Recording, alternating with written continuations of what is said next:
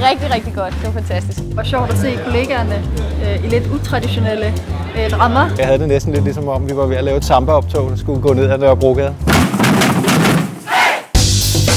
Jeg hedder Peter Klan og driver virksomheden Stomper Front. Vi laver team-events, hvor deltagerne er aktive, de bliver udfordret, og de får lov at mærke på egen krop, hvad det er, vi kan skabe sammen.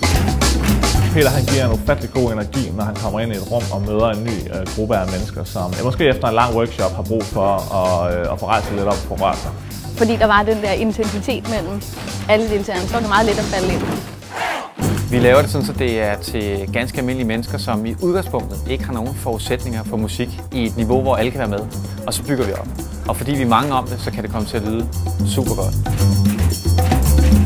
Det andet er det fællesskab, der opstår, man laver sådan en øvelse, som er helt fantastisk. Og det synes jeg, man kan bruge i mange sammenhænge. Det overfører jo lige til det forretningsudvikling og organisationsudvikling, som jeg arbejder med. Så hvis vi ligesom skal fælles vej frem, så er vi ligesom afhængige af hinanden.